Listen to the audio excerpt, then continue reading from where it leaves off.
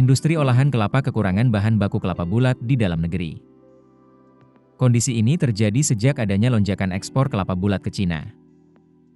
Wakil Ketua Umum Himpunan Industri Pengolahan Kelapa Indonesia Amrizal Idrus menyatakan, nilai ekspor kelapa bulat pada Juli 2025 mencapai sekitar 52 juta USD, tumbuh hampir 150% hingga 155% dibanding periode yang sama tahun lalu.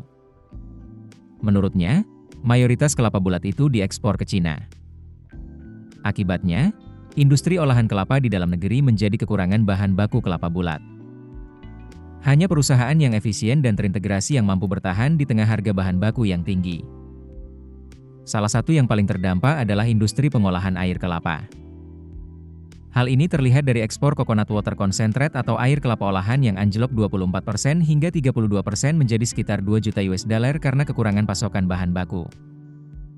Industri pengolahan air kelapa ini kekurangan bahan baku karena sebagian besar kelapa bulat sudah diekspor.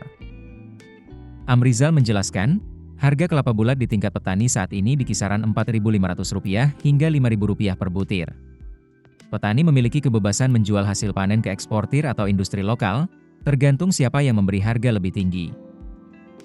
Persaingan harga ini menekan industri lokal.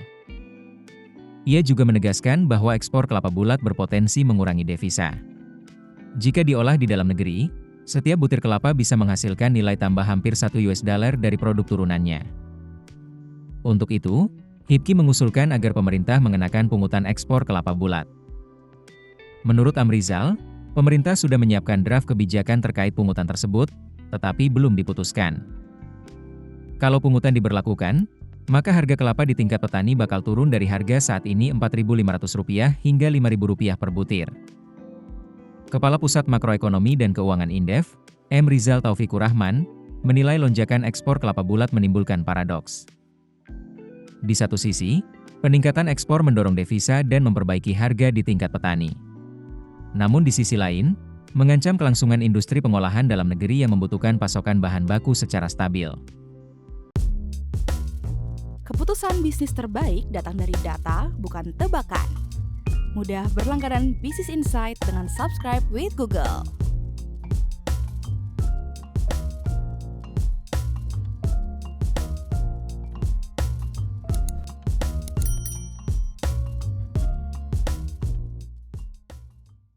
Download aplikasi Kontan sekarang di App Store atau Play Store.